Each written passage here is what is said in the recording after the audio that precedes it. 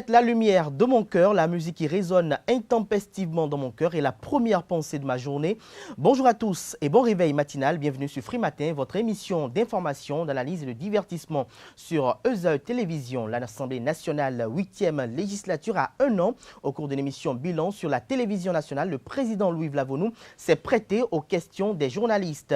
Les sujets brûlants de l'actualité n'ont pas été occultés. Au nombre de ceux-ci, l'augmentation inquiétante des cas testés positifs au Covid-19 au Bénin. Le président de l'Assemblée nationale pense qu'il n'est plus opportun de remettre en place le cordon sanitaire étant donné qu'il y a déjà interpénétration des populations. Les quotidiens en parlent largement ce matin et relayent à la une de leurs parutions respectives l'essentiel à retenir de ce grand oral de la deuxième personnalité de l'État béninois.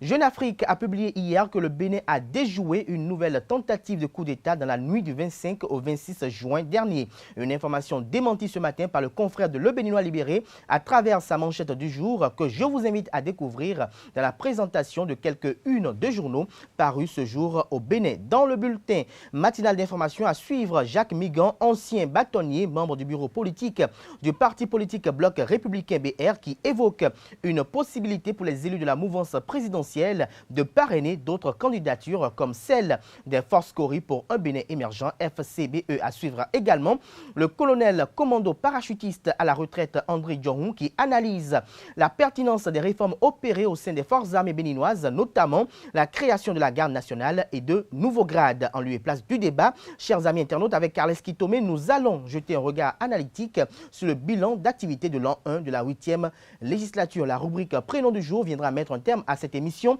que nous éprouvons beaucoup de plaisir à vous présenter. Notons que le prénom du jour est Martial. Voilà pour le sommaire du jour, chers amis internautes. On se retrouve dans un court instant pour la présentation de quelques-unes de journaux parus ce jour au Bénin.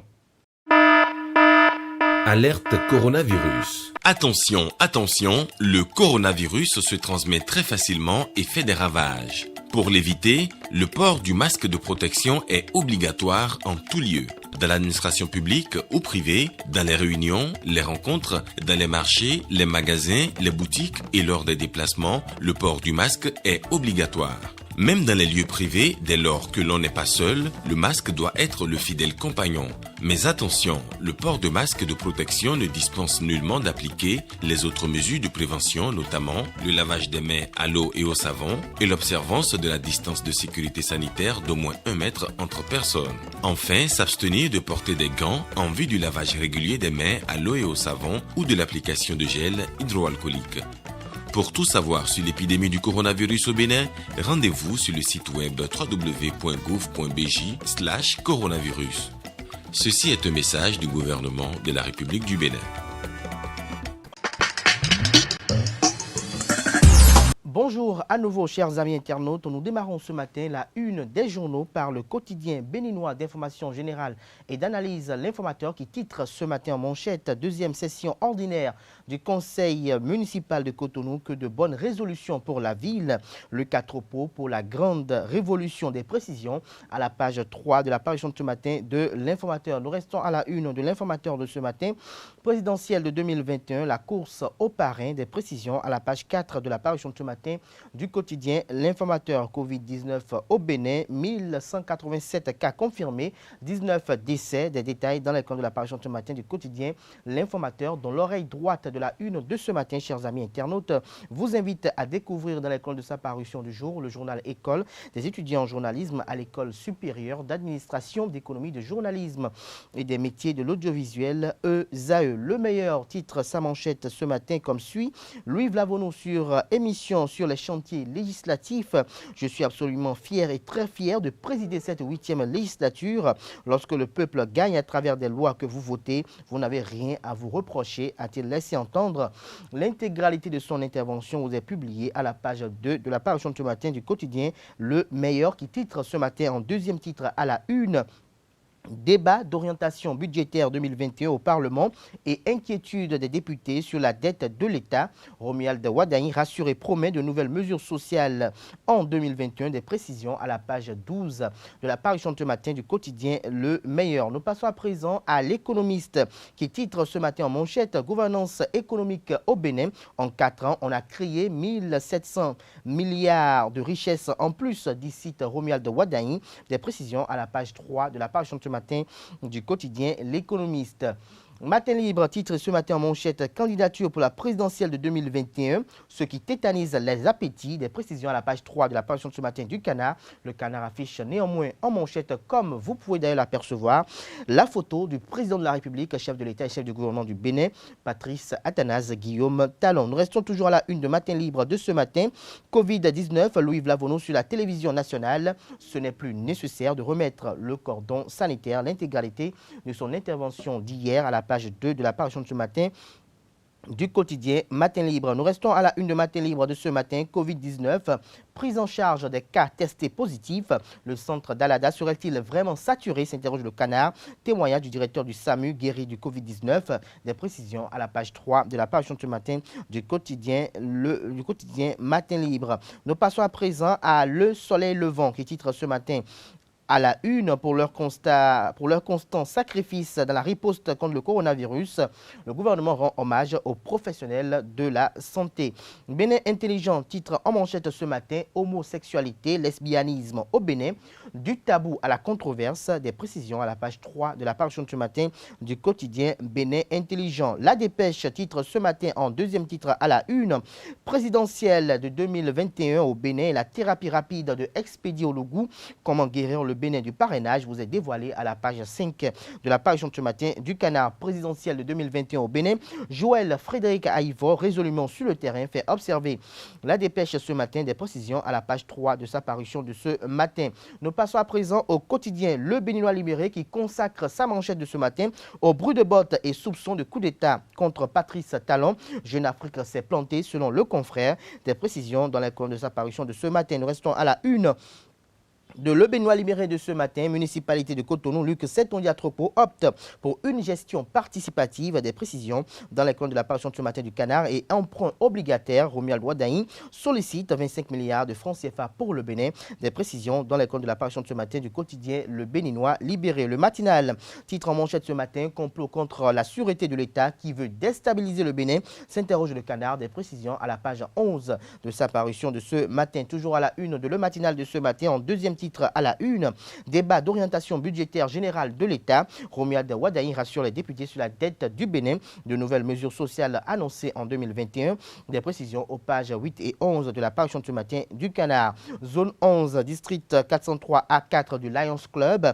Agapit Maforican transmet le pouvoir à Marius Noudjob. Nous mettons un terme à la une des journaux de ce matin par le quotidien Fraternité qui titre ce matin en manchette Docteur Nicolas Kotiaye sur le déni de la Covid-19. Il faut démystifier le mal. Les témoignages du directeur du SAMU contaminé et d'une patiente guérie. 3 nouveaux décès et 38 cas en 24 heures. Des précisions à la page 3 de la parution de ce matin du Canard. Et deuxième session ordinaire du conseil communal de Djougou. Malik Seibougomina balise le terrain pour une gestion efficiente. Ce sera tout pour la présentation de quelques-unes de journaux. Les quotidiens sont accessibles en ligne, mais également sont disponibles dans les kiosques au prix de 300 francs CFA. Nous passons à présent au bulletin matinal d'information sur Free Matin. Jeune Afrique a publié hier que le Bénin a déjoué une nouvelle tentative de coup d'État dans la nuit du 25 au 26 juin. Selon les informations du magazine international, une quinzaine de militaires, parmi lesquels le garde du corps du fils de l'ancien président Mathieu Kérékou, le colonel Montan Kérékou, ont été arrêtés avant d'être présentés à la Cour de répression des infractions économiques et du terrorisme, criette, et mis sous mandat de dépôt. Actuel directeur de cabinet du ministre de la Défense, le colonel Kérékou n'a pas été inquiété et serait hors de cause. Cependant, le journal Le Béninois Libéré, dans sa parution du jour, qualifie l'information d'allégation qui clarifie que la réalité serait tout autre. Selon le quotidien, aucune source officielle n'a fait cas d'une tentative de coup d'État dans cette période. Mieux, à en croire les informations glanées au niveau des autorités haut placées, il n'y a jamais eu une quelconque tentative de coup d'État. Mieux, le fait que des militaires soient devant une juridiction spéciale pour des écarts de conduite n'implique pas nécessairement une tentative de coup d'État, selon l'article signé signé d'Aboubacar Takou, ces militaires ont bien pu être impliqués dans un autre délit relevant des compétences de la Cour de répression des infractions économiques du terrorisme CRIET, mais pas forcément d'un coup d'État. Le Bénin a enregistré 3 nouveaux cas de décès et 38 nouveaux cas confirmés à la Covid-19 en 24 heures. Selon le point officiel fait par le gouvernement sur sa plateforme, à la date du 28 juin 2020, nous sommes à un total de 1187 cas confirmés à l'infection au Covid-19 avec 845 personnes sous traitement, 323 personnes guéries et 19 décès. Le gouvernement rappelle et insiste sur le fait que le coronavirus existe bel et bien et fait des ravages. Protégeons-nous, protégeons nos proches en respectant les gestes barrières. Sensibilisons ceux qui ne veulent pas les respecter ou ceux qui ne croient pas à l'existence de la maladie. Dans un tout autre registre, la loi portant statut des personnels des forces armées béninoises a été adoptée par les députés béninois mardi dernier. Au nombre des réformes opérées figure la création de la garde nationale et de nouveaux grades au sein des forces armées béninoises. Dans le rang des officiers, colonel-major et capitaine-major sont les nouveaux grades, tandis que chez les sous-officiers, le sergent-major est créé avant de tomber dans la catégorie des hommes de rang, où il y a aussi la création de caporal-major. Suivez les impressions du colonel paracommando André Djong au micro de nos reporters. La stagnation observée du fait qu'il n'y a pas forcément beaucoup de gens qui passent les grades comme souhaité,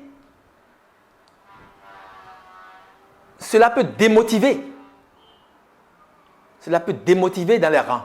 Cela peut démotiver même dans les structures fêtières de l'institution. Pour éviter cette stagnation et ces conséquences que je venais tantôt d'évoquer, le législateur trouve le moyen de contourner la difficulté en créant des grades que je peux appeler grades intermédiaires ou même parfois, disons, grade, je veux dire, fêtière, pour permettre au personnel, dans les conditions que je venais d'évoquer, lorsque ces personnels-là sont nommés, sont promus à ces grades intermédiaires-là, puissent avoir l'impression d'avoir progressé. Au lieu de piétiner, par exemple, sergent-chef, ne passant pas encore au grade d'adjudant, piétiner au grade de sergent-chef, au bout d'un certain temps, on vous passe sergent-major, qui est intermédiaire entre le grade d'adjudant et le grade de sergent-chef. Vous avez progressé, vous avez fait un pas. Mais en réalité, c'est une façon de booster votre morale. Vous ne faites pas du surplace. Mais ce n'est pas pour autant que vous êtes adjudant. Mais vous n'êtes plus sergent-chef. Vous avez quitté votre position où vous étiez depuis des années. Ça commençait à vous harasser, à vous fatiguer. Vous quittez cette position-là pour une autre, en attendant que peut-être un jour, compte tenu des conditions que vous remplissez, vous puissiez passer au grade d'adjudant, qui est le premier grade de sous-officier supérieur. Voilà, par exemple, ce que le législateur fait pour éviter la stagnation, pour booster le moral de la troupe à tous les niveaux, dans toutes les catégories, officiers, sous-officiers, militaires du rang. Je vais vous dire que pour le grade de colonel-major, vous saviez que vous êtes colonel, c'est pour, si le chef de l'État en décide, ainsi être promu au grade de général, de brigade. Mais si vous ne passez pas au grade de général de brigade, alors que vous remplissez les conditions pour le faire, mais que la décision du chef suprême des armées ne vous fait pas général de brigade, à un moment donné, compte tenu de votre ancienneté, de vos compétences, de votre carrure, de votre expérience, des postes que vous avez occupés à divers niveaux, la loi actuelle prévoit que vous puissiez passer du grade de colonel au grade de colonel-major, si tant est que, pour l'instant, la décision n'a pas été prise de vous faire général de brigade. Il n'est pas exclu. Dans certains pays, vous pouvez passer du grade de colonel-major à général de brigade. Pendant que d'autres peuvent passer du grade de colonel à général de brigade. Ce n'est pas dire que le grade de colonel-major, c'est un grade obligatoire. On peut vous passer au grade de colonel-major et puis vous partez à la retraite colonel-major. On peut vous passer au grade de colonel-major et vous avez encore du temps qui permettent au chef suprême des armées, au chef de l'État, de vous faire général de brigade. Donc, c'est un grade intermédiaire qui joue un rôle en réalité de booster du moral de l'officier de haut rang, qu'est le colonel qui a un certain nombre d'années d'expérience,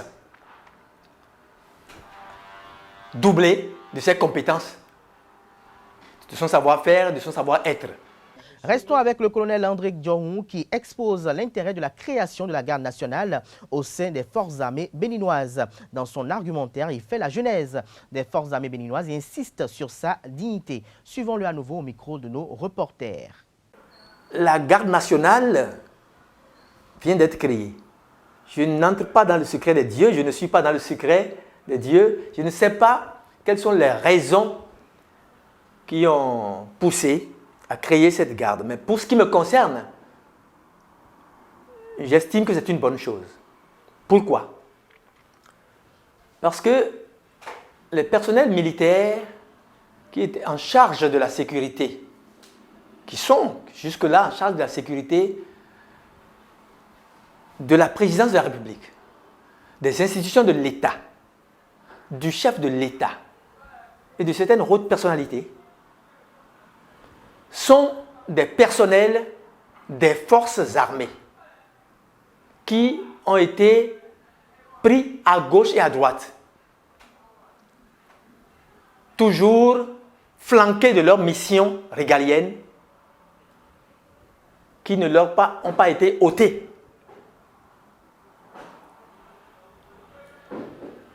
Donc, la création de la garde nationale fait des personnels qui constitueront cette garde-là un creuset avec cette mission particulière de protéger les institutions de la République à partir de la présidence de la République, du président de la République lui-même qui est une institution, de la présidence de la République, des personnes, des autorités qui sont à la tête de nos institutions. Ce sera ça leur mission. Donc, il n'y aura pas de dispersion. Il n'y aura pas de dispersion. Et on ne pourra pas enlever les gens de la garde nationale, les envoyer ailleurs, prendre des personnels ailleurs, les amener à la garde nationale. La garde nationale sera une et les personnels qui y seront envoyés pour la constituer, donc, sauront que c'est cela leur mission. c'est différent, c'est complètement différent par rapport à ce qui se faisait. L'armée reste l'institution par excellence de la droiture et de la discipline. Il ne peut même en être autrement, pour des raisons que je ne vais pas développer ici. L'armée, c'est la première institution de la nation. À preuve, en 1960, c'est cette institution-là qui a été créée tout de suite pour s'occuper de l'intégrité territoriale. Disons, pour être garante de l'intégrité territoriale, c'est cette institution-là. Les gens ne s'en rendent pas souvent compte et on n'en parle pas assez. Même les structures qui sont en charge de la sécurité, la gendarmerie nationale, la police nationale ont été créées en 1961. Mais l'armée nationale a été créée en 1960. Première institution qui garde toute sa dignité. Mais il faut toujours de savoir, une structure reste dans l'évolution du temps, reste dans l'air du temps, donc évolue en fonction de l'évolution de la société. Cette loi et son application n'ont pas de raison de rallonger disons, la carrière des militaires. Vous savez, lorsqu'une structure existe, elle évolue. Et c'est une évolution. Et du coup, nous pouvons parler d'une certaine progression dans la carrière des personnels qui animent la structure. Tel est le cas de l'armée. Mais lorsque c'est comme ça, au bout d'un certain temps, on sent une certaine stagnation. Parce que cette évolution n'est pas en dehors de l'évolution de la nation elle-même, de sa population, de la croissance de sa population. Il y a beaucoup plus de monde dans l'armée aujourd'hui qu'il y en avait il y a 10 ans, 20 ans. La structure nécessite qu'il y ait une population plus importante pour pouvoir animer les différents compartiments. Dans les conditions que voilà, l'on ne peut pas faire passer tout le monde à tous les coups. C'est dire que les moyens financiers mis en place ne sont pas de nature à suivre forcément cette croissance de la population qui anime la structure. Une page politique dans cette édition, la présidentielle de 2021 approche à grands pas. Elle paraît pour beaucoup d'observateurs de la politique nationale comme un événement épris d'incertitudes et de surprises. Au sein de l'arsenal juridique devant filtrer les potentielles candidatures figure la disposition liée au parrainage. En effet, selon les nouvelles législations qui régentent l'organisation d'une élection présidentielle au Bénin, il est imposé à tout Béninois désireux d'être candidat à la présidentielle de recueillir les signatures de 10% des élus, à savoir maires et députés, soit au moins 16 signatures. Au moment où certaines langues suggèrent la relative du code électoral, vu qu'aucun parti politique de l'opposition n'a 16 élus, le bâtonnier Jacques Migan, membre fondateur du parti politique Bloc républicain, fait savoir qu'il serait bien possible que des élus se réclamant de la mouvance présidentielle parrainent d'autres candidatures. Je vous invite à suivre Jacques Migan qui donne des détails au micro de nos reporters. Foscori, pour un Bénin émergent qui fait partie de l'opposition, peut, pourquoi pas, déposer, ou du moins avoir un candidat pour les prochaines élections présidentielles. Ils ont de manière certaine, aujourd'hui, 7 maires qui peuvent cautionner, qui peuvent parrainer, je dirais, quelqu'un. Alors, est-ce qu'ils peuvent maintenant obtenir de parrains au sein de députés de la mouvance? La réponse est oui, puisque ces parrains, ces députés de la mouvance sont les députés du peuple. Ils sont les représentants du peuple. Ils ne sont pas la propriété, je dirais, excusez-moi, la propriété de leur parti politique, puisqu'ils sont avant tout, et ce que beaucoup ignorent, des représentants de la nation. Et en tant que représentants de la nation, libre à eux de cautionner, de parrainer tel candidat de leur choix. Donc c'est pour vous dire que je pense que cette polémique, quand j'entends dire quelqu'un qui n'aurait point, ne serait pas de la mouvance, est-ce que celui-là peut être candidat aux élections présidentielles? La réponse est oui. La réponse est oui. Il suffit tout simplement de rencontrer ces députés. On me dira que la consigne peut être donnée par tel parti de l'UP ou par exemple ou de parti républicain pour ne cautionner que les gens de la mouvance. Je vous dis et je répète encore, M. Kader, que les représentants de la nation, les élus de la nation ne sont pas les élus de leur parti. Ils sont les élus de la nation. Un député est un député de la nation. Un maire est un maire de la commune. Donc, il faut que les gens soient sûrs d'une chose, avoir un programme, un projet de société bien déterminé, bien défini, qu'ils présenteraient à ceux-là qui pourraient éventuellement les parrainer. Donc, quand j'entends dire « ce n'est pas évident, ce n'est pas possible », je crois qu'il ne faudrait pas trop dramatiser les choses. Tout est ouvert. Et je veux être candidat aux élections présidentielles. Je remplis les conditions prévues par l'article 44 de la Constitution, l'article 132 du Code électoral, l'article 138 du Code toujours électoral. Et bien entendu, il y a d'autres conditionnalités sur la nationalité, sur l'état de santé, sur la dignité, sur un certain nombre de points précis. Mais en ce qui concerne le parrainage, je le dis et je le répète encore, c'est possible pour quelqu'un qui ne serait pas de la mouvance et d'obtenir le parrainage des élus de la mouvance. Le parrainage ne suppose pas que l'on serait appelé à battre campagne pour celui que vous parrainez. Non.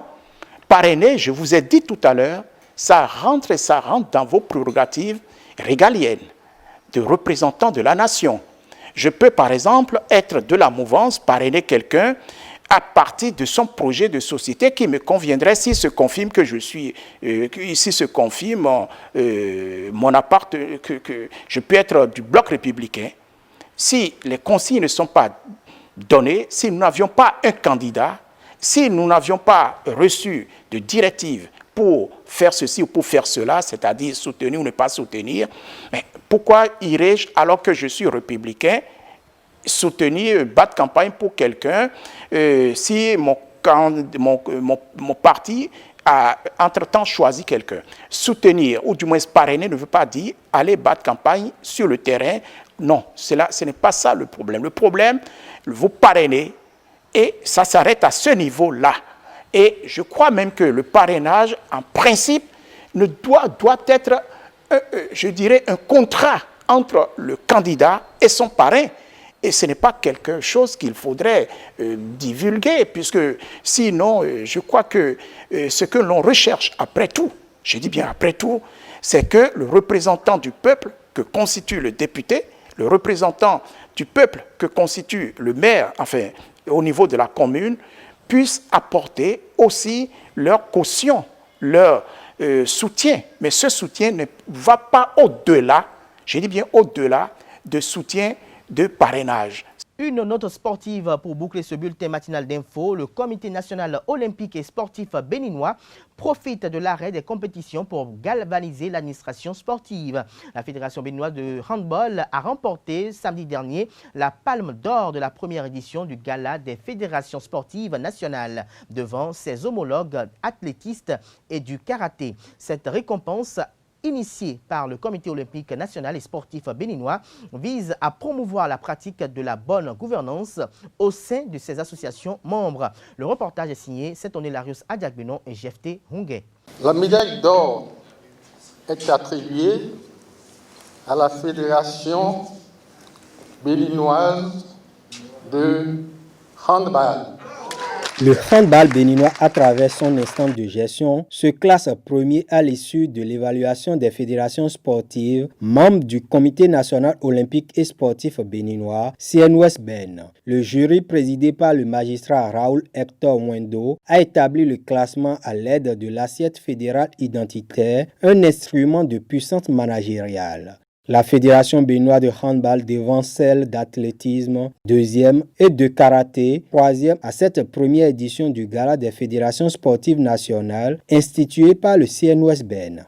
Le gala actuel est donc le couronnement des actions entrant dans le cadre des conclusions des travaux du jury pour lesquels le CNOSBN se réjouit de la participation des 28 fédérations membres. Le CNOSBN estime que cette action stimulerait davantage les lauréats de cette première édition. L'institution du Gala des fédérations, loin d'être une compétition entre les associations membres du Comité national olympique et sportif béninois, vise à promouvoir la pratique de la bonne gouvernance au sein de celle-ci pour un sport béninois plus performant. Il s'agit d'une opération dont le but essentiel est d'aboutir au diagnostic des maux qui entraveraient le développement du sport au Bénin. Ce qui, à coup sûr, livrerait les bases de données scientifiques et techniques propres et aptes à une démarche résilience. Les présidents des fédérations lauréates se réjouissent et s'engagent à mener des actions afin de maintenir le cap. C'est une lourde responsabilité qu'on me confie parce que médailler d'or, ça veut dire que tu dois tout faire pour ne pas reculer. Il faut évoluer. Et s'il y a autre médaille, plus que l'or, il faut l'avoir. Le comité national vient de m'envoyer en mission pour que j'améliore ma performance l'année prochaine. Cela voudra dire que dès que je vais quitter ici maintenant, un plan sera mis en place pour pouvoir améliorer la performance qui est la deuxième place. La surprise est de taille, mais pour nous c'est vraiment un ouf. Une nouvelle raison, n'est-ce pas, de mieux travailler, d'aller encore plus loin. Découragement n'étant pas béninois. En plus des médailles, les 3 meilleures associations membres du CNOSBN au titre de l'année 2020 ont reçu des enveloppes financières dont le montant varie entre 3 et 6 millions de francs CFA. Aux côtés des acteurs du mouvement sportif, les membres de l'unité présidentielle de suivi des projets du secteur du sport, le directeur de cabinet du président du Conseil économique et social et le secrétaire général du ministère des Sports ont rehaussé de leur présence la cérémonie de remise des distinctions dans le respect des gestes barrières contre le coronavirus. Ce sera tout pour ce bulletin matinal d'information. Merci de l'avoir suivi. La grande édition du journal télévisé sur Réseau Télévision est prévue pour 19h. Ce sera une présentation de Billy Laibi. Nous passons à présent aux commentaires sur l'actualité. Alerte coronavirus. Attention, attention, le coronavirus se transmet très facilement et fait des ravages. Pour l'éviter, le port du masque de protection est obligatoire en tout lieu. Dans l'administration publique ou privée, dans les réunions, les rencontres, dans les marchés, les magasins, les boutiques et lors des déplacements, le port du masque est obligatoire. Même dans les lieux privés, dès lors que l'on n'est pas seul, le masque doit être le fidèle compagnon. Mais attention, le port de masque de protection ne dispense nullement d'appliquer les autres mesures de prévention, notamment le lavage des mains à l'eau et au savon et l'observance de la distance de sécurité sanitaire d'au moins 1 mètre entre personnes. Enfin, s'abstenir de porter des gants en vue du lavage régulier des mains à l'eau et au savon ou de l'application de gel hydroalcoolique. Pour tout savoir sur l'épidémie du coronavirus au Bénin, rendez-vous sur le site web www.gouv.bj/coronavirus. Ceci est un message du gouvernement de la République du Bénin. Le débat sur Free Matin, Carles Kitome, bonjour. Bonjour Abdelkader Achirou. Nous parlons du bilan de la 8e législature, cette législature au cours de laquelle la constitution du Bénin a été modifiée et a été relue, j'allais dire en d'autres termes.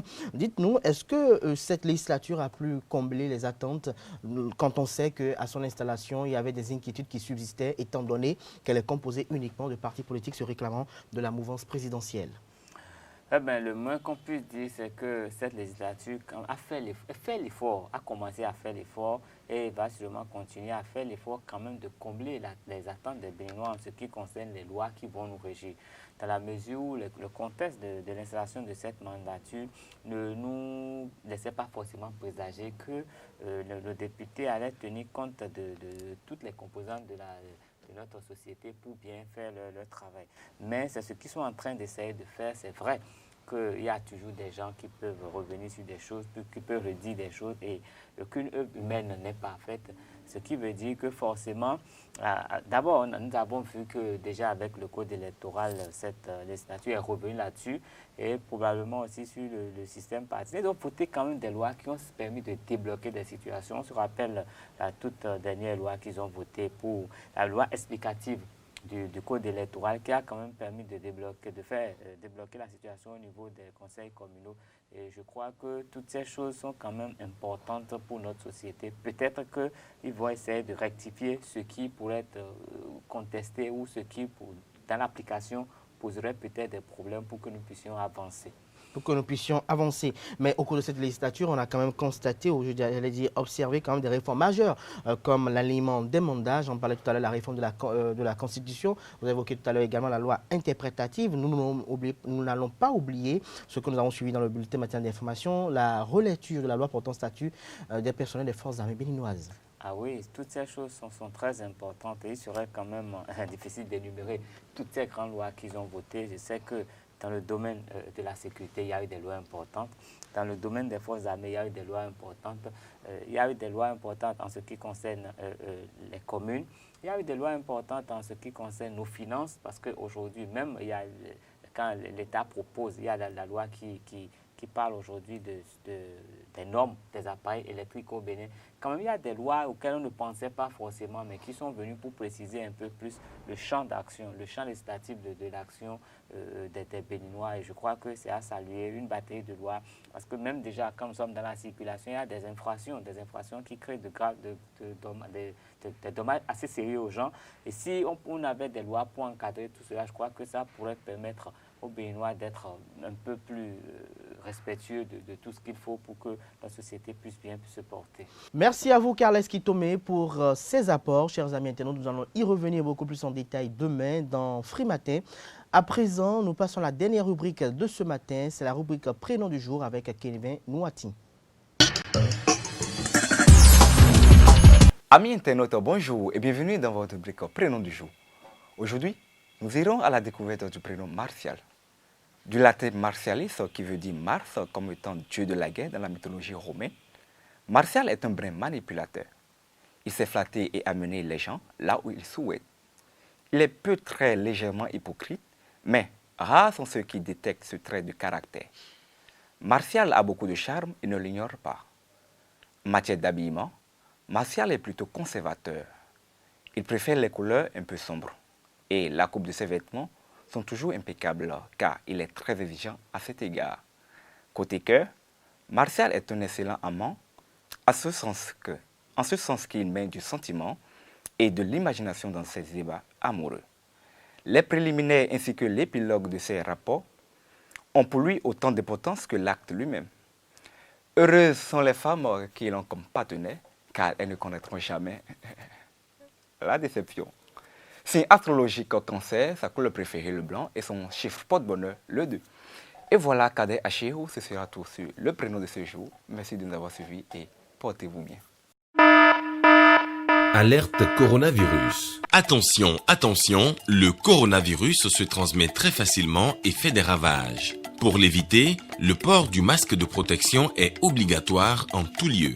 Dans l'administration publique ou privée, dans les réunions, les rencontres, dans les marchés, les magasins, les boutiques et lors des déplacements, le port du masque est obligatoire. Même dans les lieux privés, dès lors que l'on n'est pas seul, le masque doit être le fidèle compagnon. Mais attention, le port de masque de protection ne dispense nullement d'appliquer les autres mesures de prévention, notamment le lavage des mains à l'eau et au savon et l'observance de la distance de sécurité sanitaire d'au moins 1 mètre entre personnes. Enfin, s'abstenir de porter des gants en vue du lavage régulier des mains à l'eau et au savon ou de l'application de gel hydroalcoolique. Pour tout savoir sur l'épidémie du coronavirus au Bénin, rendez-vous sur le site web www.gouv.bj/coronavirus. Ceci est un message du gouvernement de la République du Bénin. Merci à vous, Kevin Ouati, pour la présentation de la rubrique Prénom du jour, chers amis internautes. C'est sur ces mots que je mets un terme à Free Matin ce matin. Merci pour l'attention et à demain avec le même plaisir.